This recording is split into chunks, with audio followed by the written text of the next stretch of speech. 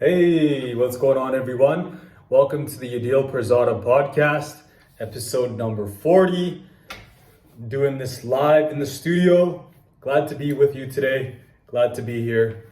And today we're going to be covering a part 2 of what I've covered last week, the Young Man's Guide to Conquering Construction, part 2. And this week, Adeel is not available. However, I will be sharing my knowledge and my value today in this show. Prepare to be shocked and prepare to learn so much information from what I'm about to give you. Now, last week, I talked to you about 3 things young men could do in order to become successful in construction. From a high-level recap, I shared how to take a joke, don't get emotional, and exercise leadership. Today, I'm going to be covering another 3 to help you on your journey and on your path as a stronger, more powerful man in construction. Now, before I get started, I want to introduce a little bit more about this podcast. This is the Adeel Pirzada podcast, named after the founder of and president of the Pircon Group. And Adeel has been the driving force behind this organization. What we do is we do construction and real estate. And a big focus on what we do is doing a lot of commercial construction. If you want to know who I am, if this is the first time for you meeting me, my name is Kevin. I am a Senior Business Development Director for the Pircon Group. I'm in charge of bringing in more money for the company, and you're going to learn a lot from me today. Because I have a lot of wealth of knowledge, and I truly believe that you can really learn. Now, about these 3 things that you can take in as a young man ties in a little bit to what we shared last week. But I want to share with you 3 steps, and these are not technical knowledge, by the way. Today I'm not sharing with you how to read drawings and how to use a hammer, how to use a drill. Because as valuable as that information could be, these skills are valuable if you want to become a leader in construction and you want to become someone who is successful in construction, whether it's going to be in the office, whether it's going to be on the crew, whether it's going to be in the field, whether it's going to be in the architecture firm, because this applies as well, or you're going to be in the office as a project manager and involved in planning, leading your team till the completion of the project. Now, here's what I'm going to share with you. The 3 things that I'm going to share with you are, the first thing is know the hierarchy, respect, and do what it takes. These are the 3 things that I'm going to share with you because I have used all these strategies and tactics and mindsets to be successful in what I do in construction. First thing is know your hierarchy and lead your subordinates. Now, I want to tell you a story that could help you relate to what I'm sharing with you here. Now, with this, a big thing is this story here on how to know the hierarchy and lead your subordinates. So, I worked on a crew, and it's a company called Champion Concrete, and what we did was concrete demolition. And we had a project. It was in the middle of, let's say, I think March of last year. We were tasked towards doing demolition on the existing pool in the Delta Hotel in the airport. Now, one day we showed up and it was time for us to do demo on the pool. We were to demo the tile, we were to demo the floor, We were to cause a little 3-inch trench in between every 4 or 5 feet in the pool, just so they could put concrete supports every feet, because they were going to build a restaurant on top. Instead of having the pool, now they have a restaurant there. Now, when we showed up to site, our project manager, the superintendent of our crew, his name is Kane. He gave us the plan. He was like, okay, we got to lay this out. Here are the drawings. We got to make sure we chalk mark each area. And then we got to come in with some concrete chippers, and we're going to remove the concrete, and we're going to put it in the garbage bin, which is downstairs in the loading bay. Now we got to it. We led our team. We started to have the chalk marks laid out. We marked up all the spots. It was a certain inch, it was a certain area and certain length. So we marked them off with chalk lines. And our crew, I think it was 3 or 4 of us, were in charge.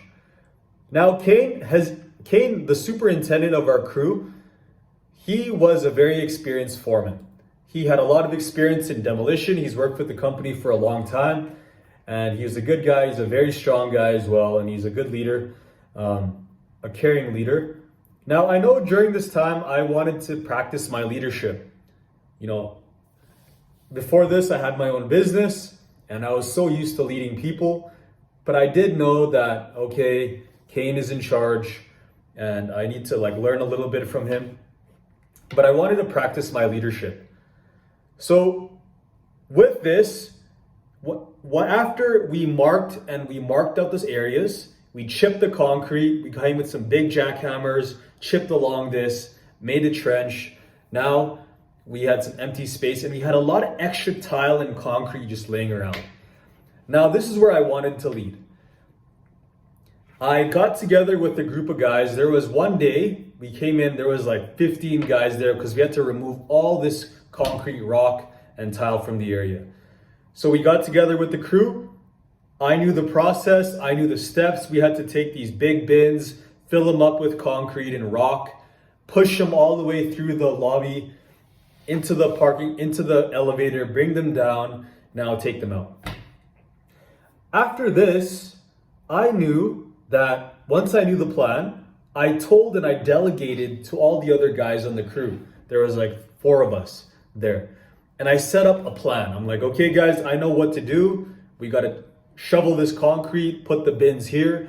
So there's this area by the pool where there was an open space and you could have a little bit of you can dump concrete down into this area near the pool. So I told the guy, I told one of the guys, I forgot his name, but we put the bins down by the pool. We would bring the wheelbarrow, push it all over, shovel more concrete into each wheelbarrow, push it down onto the bin, and we would bring it downstairs. I would delegate it to each different guy. Hey, you take one bin, you take one bin, you shovel, you use the wheelbarrow, and I would delegate and lead. Now, I was very careful on who I would tell what to do. I wasn't going to go boss around Kane because he's the leader and he didn't want to lose face.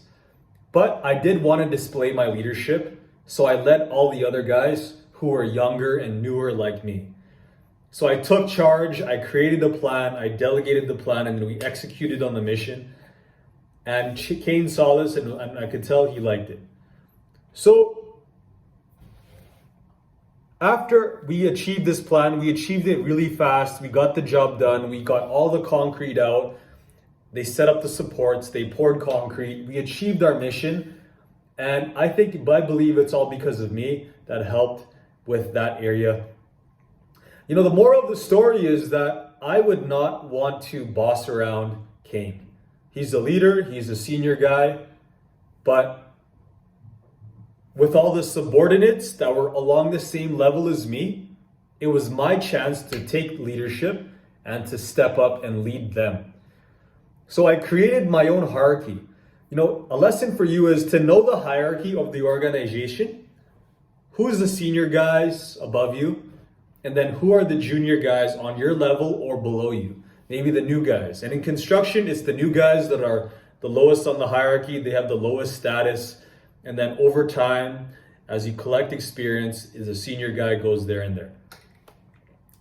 Now, lesson is know your hierarchy, lead your team below that are below you or equal to you, take charge, and don't try to be the boss and show off and try to outshine the senior guy. Lead those in your level. Now, number two, this ties into number two, is respect your seniors. Respecting your seniors is a very key thing. When you have a team, just like number one says, and you're going to know the hierarchy, respecting those above you can help you grow. If you're a young man, you're joining the crew, there's most likely, unless you're the owner's son, you're going to have to start from the bottom as a laborer. Or as like a junior project coordinator if you're in the office. Now you need to respect those above you, those who are senior to you, those who have more rank and more influence, because they can help you get to the next level. You know, it's just like I shared in the last podcast, it's all politics. It's all strategy. To get to the next level, you need to be able to know who to respect, know who to lead, know who to not say anything to. And I learned that every day. Like I learned that with Adeel and Chris, because these guys have been here before me. They have been senior to me.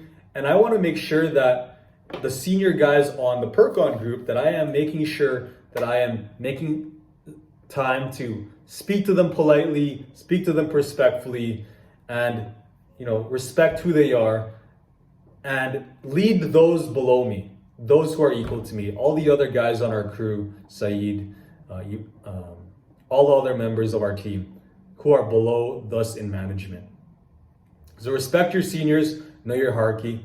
Now, I want to share with you the last thing. So I did kind of go over the second thing really quick. Respect your seniors. It kind of goes in with know your hierarchy and lead your subordinates. And the last thing I want to share with you is take time to do what you say you will do and things that you have been assigned. Otherwise, you'll be called out. If you're on a crew, especially in a crew of men, and let's say the boss gives you a task. He's like, yo, so I need you to prepare this quote, or I need you to go talk to the client and we're going to get a contract out. Or let's say he wants you to send out a contract. Or let's say he wants you to chip some concrete. Let's say he wants you to remove some forms. Or let's say he assigns you specifically to do a task, to denail all these boards, put them up, take down all these stringers, move them away, carry all these concrete piles, move them into the garbage bin. If you want to step up, you need to do what you're assigned. And what's really cool about this is that it reminds me of when I was in a men's group. So working with men, I used to be a part of a men's group. And in this men's group, I would show up every Thursday, and there was a bunch of different older men than me. And I would take time because I'd want to go and do some self-development. And this group helped me a lot with self-development, helped me understand who I am, my emotions, all these things about who I am as a person.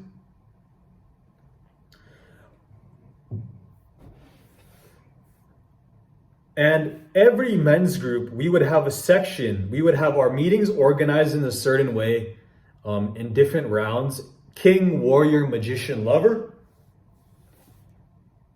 So these are the 4 parts of a man that really mold them, and these are the archetypes of man. So there's a king. Every man is a king. Every man is a warrior or has a part of a warrior in them. Every man has a magician, a thinker, a brainy guy, and then there is a lover, someone who is like, loves people and is happy and really kind of like they have feelings and stuff. So I'm not going to go into those too much, but I want to share with you one round that we do is the warrior round. So it's the second round and it's the second time we meet in a circle of men and we would speak in a circle. We would go through the whole circle Everyone gets a chance to speak and give feedback and share. And the second round is the warrior round. The warrior round is all about accountability, actions, clearings, which I won't go into today, but the one about integrity applies to this. So let's say, for example, the week before, I remember one week was like, okay, I told people that I would call this guy. I would call Woody at 3 p.m. on Monday. We were supposed to plan I think we were supposed to plan something about a circle, another men's group, and I was supposed to call him on Monday the week before and set something up. Now, if you don't follow through, now in this circle, in the warrior round, you have a chance to share are you in integrity with your agreements? Whether you told another man, hey, I'm going to do this and I'm going to follow through on what I say. But if you do not keep your agreement and you do not follow what you say, you have to own up to it. You have to take responsibility and be accountable for your actions. So this one day, it was Thursday, and the Monday I didn't call Woody, and they would go around the circle. They would ask each man during the warrior round, hey, did you follow through on this? Yes or no? And when I didn't, I would have to tell them and say, look, I did not keep my agreement. Without any explanation, without any kind of story time, I told them, look, I did not do it. So I made an agreement. I did not follow through. Now I have to take accountability. What's really cool about this is that in these meetings, it's a chance for me to look at why I did not do what I say I will do. And this really ties into construction as well. Because if you say to your boss, or you say to your project manager, you say to your superintendent that you say you're going to complete it by this time, you're assigned a task, you have a timeline, the project's going to be due, and the milestone is coming up, and the boss gives you a task to do something and you don't do it by that day, it can actually screw up the project. So why this is important is when you say you will do something, you need to follow through and do it. Now, I'm not perfect. There's times where I overcommit and I do too much than I can really handle. But since I'm a man of integrity and I am a man of honor, if I say I will do something, I'm going to do it. I've been really working on lately with our team to do what I say I will do. If I have a project or if I have a task that we are working on, I'm going to follow through on what I say. And I'm going to follow through on a time where it's assigned by a time where I promised that I'm going to do it by this time. And, when I don't do it, I get called out by the other guys. But if I do follow through, it feels good. And it shows that I'm a man of honor and I'm a man of respect. So one lesson I want to share with you is make sure that you are carrying your weight.